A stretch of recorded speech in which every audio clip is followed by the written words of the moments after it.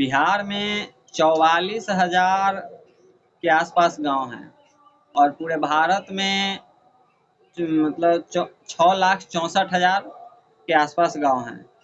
तो अगर कोई व्यक्ति 25 वर्ष की उम्र से राजनीतिक जीवन शुरू करता है और 100वां वर्ष तक राजनीति करता है तो इसमें 27,000 कुछ दिन होता है इन 75 वर्षों में। तो ऐसे में तो कोई व्यक्ति आधा के लमसम ही बिहार घूम पाएगा, आधा से कुछ ज़्यादा। तो ऐसे में क्या है कि प्रशांत किशोर जी जो ये पिछले 3 सालों से जो गाँवे-गाँवे घूम कर और ये जो चुनाव प्रचार सभा जो बड़ा-बड़ा कर रहे हैं, तो खर्चा कर रहे हैं, तो ये भी तो मतलब बाकी आरजेडी, जेडीयू और बीजेपी और कांग्रेस के जैसे ही के जो 80% पॉलिटिशियन जो ज़्यादा खर्च करके चुनाव जीतने में भरोसा रखते हैं, उसी मॉडल पे तो प्रशांत किशोर जी भी काम कर रहे हैं। और स्वाभाविक है कि जो ज़्यादा खर्च करके चुनाव लड़ेगा वो करप्शन करेगा, इस बात की पर्याप्त संभावना है। तो ये कौन सा नया कर रहे हैं? तो हम आपको एक बात बताते हैं कि प्रशांत किशोर जी के छलावे में ना आइएगा। हो सकता है कि मतलब देखिए, स्वाभाविक है कि वो जो ज़्यादा खर्च कर रहा है, या तो अपना पैसा खर्च कर रहा है, नहीं तो किसी से मतलब कि ठेकेदार या बिजनेसमैन का पैसा यूज़ कर रहा है। क्योंकि कोई भी इतना जो खर्चा है, इसका 10% ही आम जनता पब्लिक फंड कर सकता है। नहीं, इसका 90% फंड इतना खर्चा जो कर रहा है बड़ी-बड़ी पार्टी, बड़े-बड़े नेता, तो ये ज़्यादा जो 90% फंड है इसका कोई ठेकेदार या बिजनेसमैन ही देता है। तो इसमें क्या है कि स्वाभाविक है कि जब ये लोग सत्ता में आएंगे तो ये ठेकेदार और बिजनेसमैन इनसे कई गुना रिटर्न चाहेंगे, तभी तो इन्वेस्ट कर रहे हैं। अब बताइए, खान सर बताते हैं कि डिजिटली चुनाव होना चाहिए अब प्रचार, क्योंकि बड़ा-बड़ा सभाओं में करोड़ों रुपया खर्च होता है और ऐसा सभा एगो नहीं होता है, कई गो होता है। बड़ा-बड़ा कार का काफिला लेके चलना, ये कहीं से मतलब प्रशांत किशोर जी भी मतलब इतना खर्चा कर रहे हैं तो ईमानदार सीएम साबित हो, इस बात की संभावना बहुत कम है। तो आप लोग प्रशांत किशोर जी नो डाउट कि एक बहुत ही योग्य व्यक्ति हैं, मतलब जानकारी के मामला में कि उनके पास अच्छा जानकारी है। हम इस बात को हम सर्टिफिकेट नहीं दे रहे हैं क्योंकि उनका बहुत सारे जगहों पे वो काम किए हैं। तो नो डाउट कि एक जानकार व्यक्ति हैं। लेकिन मतलब हम इस बात एग्जाम्पल दे रहे हैं, हमको थोड़ा अजीब लग रहा है, लेकिन हम फिर भी बताते हैं कि रावण भी बहुत ज्ञानी था, लेकिन वह नैतिक ज्ञानी व्यक्ति नैतिकवादी भी हो, इस बात की संभावना बहुत कम है। तो हम आप लोगों से एक बात कहना चाहते हैं कि कोई भी नेता हो, प्रशांत किशोर जी हो या जेडीयू हो, आरजेडी हो, बीजेपी हो या कांग्रेस हो, कोई भी नेता हो, कोई भी पार्टी हो, जो ज़्यादा खर्च करके चुनाव लड़ेगा वह ईमानदार साबित हो, इस बात की संभावना बहुत कम है। क्योंकि जो मतलब वो मतलब जो 90% ठेकेदार है, 90% जो बिजनेसमैन है, वो ही मतलब फंड करते हैं और वो बदले में क्या है कि वो मतलब अपने हित में पॉलिसी बनवाते हैं जो जिनको फंड करते हैं। तो आप ऐसे लोगों से बच के रहिए, नहीं तो यही लोग, यही ठीक 90% ठेकेदार और यही 90% बिजनेसमैन बाद में जाकर के पुल गिरवाएंगे, पेपर लीक करवाएंगे, सड़क में गड्ढे करवाएंगे, अपने हित में पॉलिसी बनवा के यही सब तो करेंगे।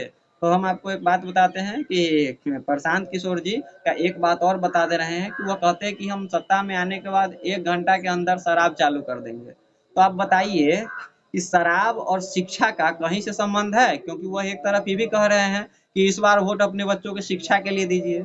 अब उनका इसमें तर्क है कि शराबबंदी पूर्ण रूप से सफल नहीं है। अरे भाई, शराब और दूसरे आप बोलते हैं कि शराबबंदी से राजस्व का नुकसान है। अरे राजस्व का कितना भी नुकसान हो, लेकिन महिलाओं का सुख जो है वो शराबबंदी के बाद वह उनका जो सुख का रेशियो है वह मतलब खुशहाल है वो पहले से ज़्यादा। तो अब हम आपको एक बात बता रहे हैं कि आपको महिलाओं का सुख शांति देखा नहीं जा रहा है, आपके लिए राजस्व इतना महत्वपूर्ण है। तो हम आप लोगों से एक बात बोलना चाहते हैं कि प्रशांत किशोर जी, ये जरूर सही है कि हाँ कुछ जगहों पे दारू बिकता है, लेकिन कुछ शिक्षक का भी ये कहना है कि बिकता भी है तो ऐसे तो नकली नोट भी छापना गलत है, लेकिन लोग तो छापिए दे रहा है। तो ऐसे में क्या है कि ठीक है कि प्रतिबंधित है, लेकिन आप मतलब और दूसरी बड़ी बात ये भी है कि मतलब कानून में मर्डर करने के बाद तो फांसी का प्रावधान है, लेकिन फिर भी लोग मर्डर करिए दे रहा है। तो मानते हैं कि शराब बिक रहा है, राजस्व का नुकसान है, लेकिन कम से कम राजस्व का नुकसान जो है उसको भरपाई जो मतलब करना है तो उसको और भी मॉडल से किया जा सकता है, टूरिज्म मॉडल से उस राजस्व का भरपाई नुकसान का भरपाई किया जा सकता है। लेकिन आप जो है कि मतलब एक तरफ शिक्षा की बात कर रहे हो, एक तरफ शराब की बात कर रहे हैं, तो ये पॉसिबल ही नहीं है। क्योंकि देखिए, शराबबंदी सफल हो या ना हो, लेकिन अगर जो लोग पीता भी है ना तो वह डर के पीता है और चुपचाप रहता है। और इससे क्या होता है कि हो हल्ला ज़्यादा नहीं होता है। तो हम आप लोगों से एक रिक्वेस्ट करेंगे कि आप लोग जो भी लोग हैं, जो भी लोग हमें सुन रहे हैं सोशल मीडिया प्लेटफॉर्म पर या किसी प्लेटफॉर्म पे सुन रहे हैं, यूट्यूब पे या कहीं भी, हम उनसे एक बात कहना चाहते हैं कि आप बताइए कि जो लोग भी शराबबंदी का समर्थन करते हैं उनको एक बात बोलते हैं, आप चाहते हैं कि आपका बेटा शराब पिए? आप चाहते हैं कि आपका जो बहन है उसका पति शराब पिए? आप चाहते हैं कि आपके पिताजी शराब पिए? तो आप इस बात को आप खुद सोचिए, आप चाहते हैं कि आपका छोटा भाई शराब पिए? नहीं। तो आप शराबबंदी का समर्थन कैसे कर सकते हैं? शराबबंदी से राजस्व का नुकसान है, तो उसको टूरिज्म मॉडल पर बिहार को डेवलप करके और उस राजस्व का भरपाई किया जा सकता है। उसके बाद मतलब अगर कोई आदमी चोरी छुपे बेच भी रहा है तो कम से कम हल्ला तो नहीं कर रहा है ना पीकर। तो हम आप लोगों से, हाँ, चोरी छिप के बेचना गलत है कि हाँ, चोरी छिपे नहीं बेचना चाहिए, लेकिन पुलिस उसको अपना पकड़ेगी। अगर पुलिस पकड़ने में सफल नहीं हो पा रही है तो कम से कम वो मतलब लोग हल्ला तो नहीं कर रहा है ना पीकर। प्रशांत किशोर जी का जो मतलब छलावे में ना आइए कि एक तरफ बोल रहे हैं कि इस बार वोट अपने बच्चों की शिक्षा के लिए दीजिए और एक तरफ बोलते हैं कि सत्ता में आते ही हम 1 घंटे के अंदर नो डाउट शराबबंदी चालू कर देंगे, तो शराबबंदी को हटाकर शराब चालू कर देंगे। तो ये प्रशांत किशोर जी का माइंडसेट एकदम आप समझ ही गए हैं कि जो आदमी शिक्षा का बात करेगा वो शराब का बात कैसे कर सकता है। तो हम आप लोगों से रिक्वेस्ट करते हैं कि प्रशांत किशोर जी से भी ज़्यादा उम्मीद न रखिए। ये भी जो खर्च कर रहे हैं 3 साल से, आप तो देख ही रहे कितना खर्च कर रहे हैं, और वह खुद बोल चुके हैं कि हमको तो 100-100 करोड़ रुपया मिलता था मतलब चुनाव जितवाने का। तो भाई पहले उस राजनीतिक पार्टी से ना बोलते कि कौन सा ऐसा आम जनता है जो आपको इतना फंडिंग कर दिया है कि 100 करोड़ सिर्फ हम ही को आप ऑफर कर रहे हैं चुनाव जितवाने का। तो आप लोग बिहार की जनता, कम से कम आप लोग ना अब इस तरह के भावनाओं में न बहिए।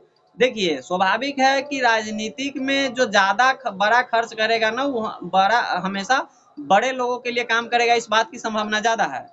और जो कम खर्च करके चुनाव लड़ेगा तो मतलब वो मतलब गरीब लोगों के लिए काम करेगा, इस बात की पर्याप्त संभावना है। तो हम लोग तो खान सर से मतलब खान सर जो बोलते हैं कि डिजिटली चुनाव कीजिए, तो हम लोग उस डिजिटली चुनाव का एक शुरुआत कर चुके हैं कि हम लोग बड़ी-बड़ी सभाएँ जो है करने में ज़्यादा विश्वास नहीं रखते हैं। कुछ अपवाद को अगर सभा को अगर कुछ अपवाद में ही सभा करेंगे हम लोग, नहीं तो हम लोग ज़्यादातर चुनाव डिजिटली ही प्रचार करेंगे। और हम जैसे लोगों को आपको मौका देना चाहिए, नहीं तो आप सिर्फ बिहार अब बदलेगा तब बदलेगा इसका आप ख्वाब देख सकते हैं, लेकिन बिहार बदलेगा नहीं अगर इस तरह से आप लोग ज़्यादा खर्च करने वालों को अगर वोटिंग करेंगे तो।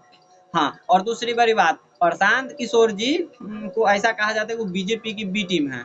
अगर अभी बीजेपी के बी टीम है कि नहीं हम इस बात की पुष्टि नहीं करते हैं। अगर वो बीजेपी का बी टीम निकले तो उसके बाद तो आप समझिए लीजिए कि अभी तो बीजेपी का और जो नीतीश कुमार जी है, ये तो बच्चा पर लाठी चलवा ही रहे, पूरा तानाशाही के मूड में है। और वैसे भी इस देश में और बिहार में विपक्ष का जो मजबूत है भी नहीं। और जब आपको पता चलेगा कि बाकी सब पार्टी नहीं है, अब ए टीम और बी टीम दोनों एक के है, तो पता चलेगा कि अब तो आप पूर्ण रूप से गुलाम हो चुके हैं। अगर Prashant Kishor G B team निकले तब, अब है कि नहीं हम इस बात की पुष्टि नहीं करते हैं। तो आप इस बात को समझिए कि हम जैसे लड़के जो डिजिटली चुनाव प्रचार पर विश्वास रखते हैं, और स्वाभाविक है कि एक एमएलए को 5 लाख से ज़्यादा खर्च करना ही नहीं चाहिए, 5 लाख के अंदर ही खर्च करना चाहिए। क्योंकि उस द एक्टिविस्ट का हम एक रिपोर्ट देख रहे थे वेद प्रकाश जी का, तो वो एक विधायक को बोलते हैं आपका सैलरी क्या है, तो बोलते पहले 40,000 था, 50,000 है, 2,000 टीएडीए है। तो टीएडीए को भी खर्च करना पड़ता है, अगर टीएडीए खर्च नहीं करेंगे तो वो भी एक प्रकार का करप्शन ही है। तो जो व्यक्ति 50,000 के आसपास सैलरी है, तो साल में 6 लाख हुआ, 5 साल में 30 लाख हुआ, तो वह व्यक्ति करोड़ों रुपया अगर खर्च करके चुनाव लड़ेगा तो वो पेपरें लीक कराएगा, पुल गिरवाएगा, तभी सड़क में गड्ढे करवाएगा, तो अभी जाके उसका पैसा रिकवरी होगा। तो आप लोग जो ज़्यादा खर्च कर रहा है, जो बड़ा काफिला लेके चलता है, उसको मतलब आप पैसा खर्च जितना करता है उसको करने दीजिए, लेकिन उसको वोट नहीं दीजिएगा, ठीक है?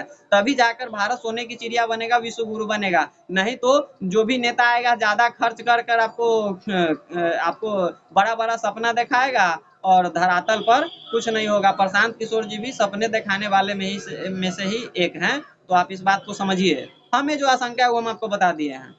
तो जो बड़ा खर्च करेगा वो बड़े लोगों के लिए काम करेगा, जो कम खर्च करेगा वो गरीबों के लिए काम करेगा। बाकी डिसीजन आपके ऊपर है। हम जैसे युवा जो नया राजनीतिक में आ रहे हैं, कहावत है कि करप्शन वो दलदल है ना जिसमें अगर आदमी एक बारी फंस जाता है तो वो धंसते ही चला जाता है। तो जो बहुत सारी राजनीतिक पार्टियां हैं जिस पर करप्शन का, उसके 80% नेता पर करप्शन का टैग लग चुका है, और उसको अब जब जब मौका देंगे तो वह करप्शन करेगा, इस बात की पर्याप्त संभावना है। उस दलदल को और गहराता चला जाएगा। तो इसीलिए जब भी कोई सिस्टम 80% अगर भ्रष्ट हो जाए, कोई राजनीतिक पार्टी के नेता या कोई सिस्टम में बैठे हुए जब 80% लोग भ्रष्ट हो जाए, तो नए लोगों को मौका देना चाहिए। और आपको लगेगा कि अभी तो ऐसा ही करिएगा, तो अरे भाई, आपको हम एगो बात बता देते हैं कि हम क्या करेंगे नहीं करेंगे, कम से कम नयका को मौका तो दीजिए। नयका को मौका दीजिए, वो अच्छा नहीं करेगा उसको भी बदल दीजिएगा। फिर मतलब वो अगले वाले को मौका दीजिएगा, जब वो अच्छा नहीं करेगा उसको बदल दीजिएगा। हाँ, अगर हम लोग अच्छा करेंगे तो हमको बरकरार रखिएगा, कोई भी अच्छा करेगा उसको बरकरार रखिएगा। पहले वाला आदमी कौन आपका घर चला देता था? आरजेडी चाहे जेडीयू चाहे बीजेपी, कौन आपका घर चला देता था? कितनो अच्छा, चाहे जन सूरज कोई आपका घर थोड़ी ना चला देगा।